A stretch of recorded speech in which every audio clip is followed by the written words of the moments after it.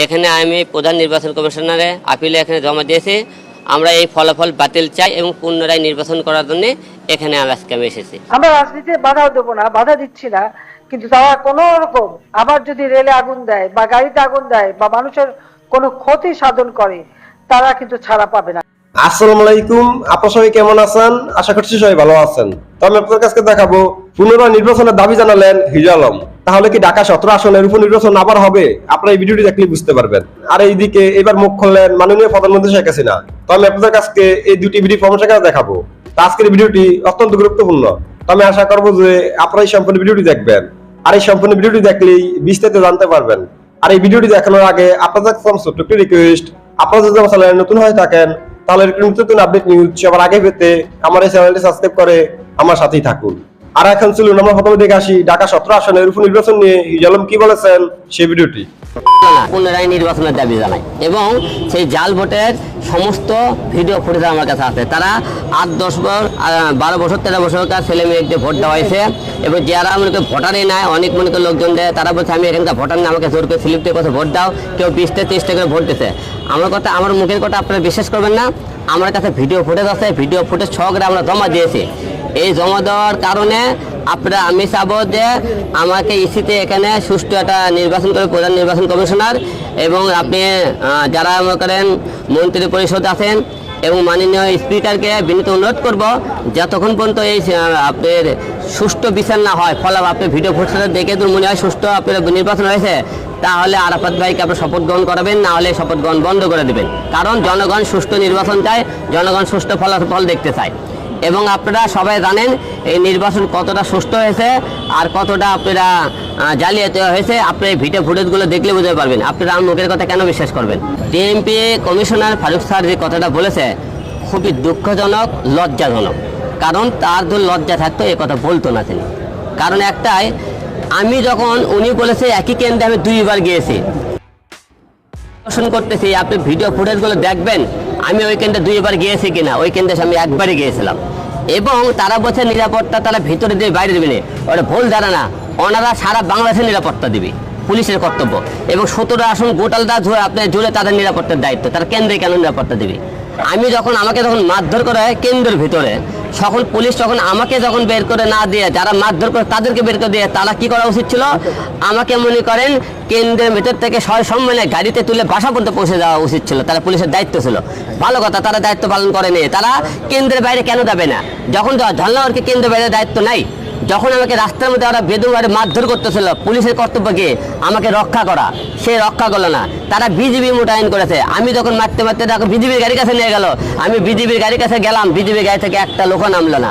তাহলে কেমন করে তারা এই কথা বলে দিয়েছে সুষ্ঠু নির্বাচন হয়েছে এবং তারা আমাকে মনে করেন নিরাপত্তা দিয়েছে? তারা নিরাপত্তা দিতে ব্যর্থতা অর্জন করেছে। তারা আমাকে নিরাপত্তা দিতে পারেনি কোনোদিন। এখন কোনো আশ্বাস দেয় না। আমরা আজকে আপিল করছি, আপিলের কাগজ তারা গ্রহণ করেছে এই পর্যন্ত। এখন তারা কবে আপিলের আপনি উত্তর দেয়, আমরা উত্তরের অপেক্ষায় থাকলাম। সারা দেশবাসী এই উত্তরের অপেক্ষায় থাকবে। কারণ যে জায়গায় ভিডিও ফুটেজ আছে এর মানুষ সাক্ষী চায়। আমি ভিডিও ফুটেজ অক্ষর অক্ষর দিয়েছে যে জাল ভোট কে দিয়েছে, কীভাবে ভোটটা তারা গ্রহণ করেছে। তা এই জন্য ভিডিও ফুটেজের উপর আর কিছু মনে হয় কোনো প্রমাণ থাকতে পারে না। তা এই ভিডিও ফুটেজের উপর তা সত্ত্বেও তাহলে তারা আরাফাতকে মনে করেন এই আসনটা মনে করেন এমপি হিসেবে ঘোষণা করে, তাহলে মানে দুঃখজনক। জাতি সামনে আরও দেখবি এই সরকারের অধীনে তারা নির্বাচন কিন্তু হতে পারে কি পারে না। আপিল থেকে যদি খারিজ করে দেয়, তাহলে যেহেতু ভিডিও ফুটেজ আছে আমরা ঢাকা আমরা হাইকোর্টে রিট করব। কারণ আমি এটা শেষ দিকে থাকবো। এখন ওনারা সেদিনকে 16 জন ধরেছে। কালকে আমাকে ডিবি আরম স্যার আবার ফোন করেছিল, যে ওখানে মনে করেন আরও বলে 4 জনকে ধরা পড়েছে। আমাকে বলেছে মোট বলে 19 জন ধরা পড়েছে, আমাকে বলেছে আর কি। তো আরও 2-1 জন যাতে প্রকৃত মূল আসামি তারা 2 জন এখনো বাকি আছে, যারা প্রথমে আমাকে অ্যাটাক করেছিল। ঠিক আছে, তারা এখনো বাকি আছে। তারা একটু না খুবই ক্ষমতাশালী, একটু পার্সোনাল কাছের লোক। তারা দেখি তাদেরকে কি করে আমরা নির্বাচন, আমরা ডিবির উপর আস্থা রাখতেছি, পুলিশ প্রশাসনে আস্থা রাখতেছে। তারা কত দূরে সুষ্ঠু বিচার করে আমরা দেখি, দেশের জনগণও দেখুক। আজকে কি অভিযোগ করছে? আপনি নাকি বিএনপিতে যোগ দিচ্ছেন? আওয়ামী লীগ গতকালকে অভিযোগ করেছে একই অভিযোগ। আমি আগেও বলতেছি, এখনো বলতেছি, হিরো আলম কোনো দলের সাথে যুক্ত না এবং কোনো দলের সাথে যুক্ত হতে চাই না। আমি এখনো একা আছে, একাই থাকতে চাই। আমি মনে করি কোনো দলের সাথে যেতে চাই না। হুমকি টুমকি দেয়নি এবং আমাকে কয়েকজন নিরাপত্তার জন্য আমার বাসার সামনে পুলিশ দিয়ে রাখছে। কয়েকজন অফিসে পুলিশ আমাকে 24 ঘন্টা আপনি গাইড করতেছে। এখনো পর্যন্ত কোনো সমস্যা করেনি। আর সমস্যা শোনেন, মানুষের বাস্তবায়নে একটা জিনিস আপনারা মনে রাখেন, সত্তর পথে কথা বললে তার মৃত্যু নাহলে জেলখানা, এই দুইটা আমার কপালে হয় একদিন মৃত্যু আছে নাহলে জেলখানা আছে, এটা আমি জানি। কারণ মানুষ এই যাবৎ যারাই দেখি যারা প্রতিবাদী যুবক ছিল তাদের কপালে এই দুইটা জিনিস হয়েছে, হয় তাদের জেলখানা হয়েছে না হলে তার মৃত্যু হয়েছে। হিরো আলম আগের থেকে অনেক আপডেট হয়েছে, ভালো কাজ করতেছে। শিক্ষিত মন্ত্রী এমপির থেকে অশিক্ষিত মন্ত্রী এমপির হিরো আলম অনেক ভালো আছে। এই কথা একদিন বলবি, আপনি জোর করে আমি চ্যালেঞ্জ করলাম, লোকজন একদিন এই কথা বলবে। কিন্তু শিক্ষিত অশিক্ষিত নিয়ে আপনি প্রায়ই মন্তব্য করে থাকেন যে আপনি এক ধরনের বড়াই করেন যে আপনি অশিক্ষিত হয়েও এটা করেছেন ওটা করেছেন, কিন্তু এরকম একটা আসনের দায়িত্ব নেওয়ার আগে শিক্ষার প্রয়োজনটা আছে কিনা? আমি তো লেখাপড়া করতেছি, সবাই জানে, আপনারা হয়তো জানেন কি জানি না, আমি কিন্তু উন্মুক্ত লেখাপড়া করতেছি না। আমরা জানি না, কারণ আপনি নিজেই সবসময় বলেন আপনি অশিক্ষিত হয়ে এটা করছেন ওটা করছেন, মাত্রই বললেন যে শিক্ষিত আমি একটু সারপ্রাইজ দেবো সবাইকে, যেদিন আমি সার্টিফিকেট হাতে আপনাদের সামনে আসতে পারবো যে হিরো আলম সফল হয়েছে। আমি তো সব কথাই মুখে লড়াইয়ের সঙ্গে সফলতা অর্জন করছে। মানুষের তো একটাই মনে করে আমার ভুল ধরতে পারে যে হিরো আলমের শিক্ষাগত যোগ্যতা কম, এই একটা সাইডে আমি সমস্যা আছে না, এটাও আপনি সমাধান হয়ে যাবে ইনশাল্লাহ। একজন সংসদ সদস্য যে জনগণের সেবায় নিয়োজিত, সেই ব্যক্তি একই সাথে নাচ গান এবং সিনেমাতেও নিয়োজিত। বাংলাদেশের মানুষ এরকম একটা অবস্থার জন্য এখনো প্রস্তুত কিনা, তার সংসদ সদস্যকে এভাবে নাচতে গাইতে দেখতে প্রস্তুত কিনা? আমি যে সংসদ সদস্য হতে পারি, অবশ্যই আমি এই কাজ থেকে সরে আসার চেষ্টা করবো আস্তে আস্তে, কিন্তু একবারে সম্ভব না। কারণ আজকে আমি আগে হচ্ছে মাসে 10 দিন কাজ করতেছিলাম, হয়তো মাসে 2 দিন কাজ করতে পারি। কারণ এইরকম করে ধরেন আমার অনেক সিনেমা আমাকে রানিং হয়ে আছে, অনেক মনে করেন সিনেমা সাইন করানো আছে, আমি তো হুট করে চাইলে একটা সাইড থেকে সরে আসতে পারবো না। অনেকেই প্রশ্ন করেছেন আপনাকে এত ট্রল করা হয়, আপনাকে এত জোকস করা হয়, এত সার্কাজম করা হয়, এগুলো আপনি কিভাবে হ্যান্ডেল করেন, কিভাবে সামলান? এক শ্রেণীর লোক আছে তারা টোল করতে ভালোবাসে, এক শ্রেণীর লোক আছে তাদেরকে সাহস দিতে ভালোবাসে, কিন্তু আমি এসব আগের থেকে পাত্তা দিইনি, এখনো পাত্তা দিতে চাই না। কারণ মানুষের কথা শুনলে আজকে আমি আপনাদের সামনে বসে কথা বলতে পারলাম না, হ্যাঁ, মানুষের কথা শুনলে আজকে সংসদ নির্বাচন করতে পারতাম না, মানুষের কথা শুনলে আজকে এত বড় মানুষের সারা বিশ্ব আমাকে চিনত না। তাই কে কি বললো না বললে এসব আগে থেকে আমি কান দেয় না। কারণ এইসব টোল মানুষের কথা, মানুষ যে হিসেবে টোল করেছে, যে হিসেবে গালি দিয়েছে, যে বকা দিয়েছে, আমার জায়গায় কোনো লোক সুইসাইড করতো।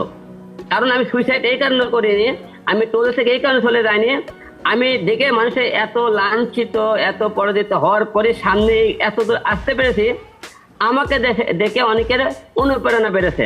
তা আপনি কি মনে করেন আপনি সংসদ সদস্য হলে এটা আপনার জন্য একটা ইস্যু হবে যে কেউ আপনাকে সিরিয়াসলি নিতে চাবে না? আমাকে অনেকে সিরিয়াস নিতে চাবে সেটা আমি জানি, তবে মানুষ কিন্তু অনেক টাইমে দেখবেন পচা শামুকও পা কাটে। আমি তো দেখতেছেন সিরিয়াস নিবে তখনই যে হিরো আলম কিন্তু আগে অনেক টোল করতেছে, অনেকে আমাকে দেখবেন হার রিয়েক্ট করতে। এখন আপনি দেখেন তো আমার আপনি যে কোনো ভিডিওতে যে কোনো কমেন্টে আগের মধ্যে লোকজন গালি দেয় কিনা, কে হার রিয়েক্ট দেয় কিনা, কেউ উল্টো পাল্টা কথা বলে কিনা আগের মধ্যে দেখেন তো। এইরকম হিরো আলম সংসদে যায় যে 8-10টা এমপি মন্ত্রীর থেকে ভালো কোনো কাজ করতে পারে, তখনই কিন্তু তারা বাহবা দিবে। ঢাকা 17 আসনের উপনির্বাচন বিধিসম্মত হয়নি দাবি করে পুনর্নির্বাচন চেয়েছেন স্বতন্ত্র প্রার্থী আশরাফুল হোসেন আলম ওরফে হিরো আলম। দুপুরে আগারগাঁওয়ে নির্বাচন ভবনে প্রধান নির্বাচন কমিশনারের কাছে আনুষ্ঠানিকভাবে এই সংক্রান্ত আবেদন জমা দেন তিনি। পরে সাংবাদিকদের সঙ্গে কথা বলেন এই স্বতন্ত্র প্রার্থী। এ সময় হিরো আলম জানান এই আসনে পুনর্নির্বাচন চেয়ে কমিশনকে একটি চিঠি দিয়েছেন তিনি। একই সঙ্গে ভোট কেন্দ্রে তার উপর হামলার সময় নিরাপত্তা দিতে পুলিশের ব্যর্থতার অভিযোগ এনে এই বিষয়ে ডিএমপি কমিশনারের বক্তব্যেরও সমালোচনা করেন হিরো আলম। 16 তারিখে যে নির্বাচন হয়েছে সেই নির্বাচনটা সুষ্ঠু কোনো নির্বাচন হয়নি এবং সেদিন তারা জাল ভোট দিয়েছে। আমরা এই ফলাফল বাতিল চাই এবং নির্বাচন করার জন্য এখানে আজকে আমি এসেছি। ডিএমপি কমিশনার ফারুক স্যারের কথাগুলো খুবই দুঃখজনক, কষ্টজনক, কারণ সেদিনকে তারা নিরাপত্তা দিতে কিন্তু ব্যর্থতা অর্জন। আমরা রাজনীতিতে বাধাও দেবো না, বাধা দিচ্ছি না, কিন্তু তারা কোনো রকম আবার যদি রেলে আগুন দেয় বা গাড়িতে আগুন দেয় বা মানুষের কোনো ক্ষতি সাধন করে, তারা কিন্তু ছাড়া পাবে না। একেবারে বেছে বেছে ছেকে ধরে তাদের উপযুক্ত শাস্তি দেওয়া হবে মানুষের যদি কোনো ক্ষতি করে। আমি আশা করছি যে আপনারা সম্পূর্ণ ভিডিওটি দেখেছেন আর মাননীয় প্রধানমন্ত্রী শেখ হাসিনা কি বলেছেন সেটা বুঝতে পেরেছেন। তো আপনাদের যদি এই বিষয়টি নিয়ে কোনো মতামত থাকে আমাকে অবশ্যই কমেন্টে জানাবেন। আর আপনারা যদি আমার চ্যানেলে নতুন হয়ে থাকেন তাহলে আমার এই চ্যানেলটি সাবস্ক্রাইব করে আমার সাথেই থাকুন। তো দেখা হচ্ছে পরবর্তী ভিডিওতে। সে পর্যন্ত সবাই ভালো থাকবেন, সুস্থ থাকবেন। আল্লাহ হাফেজ।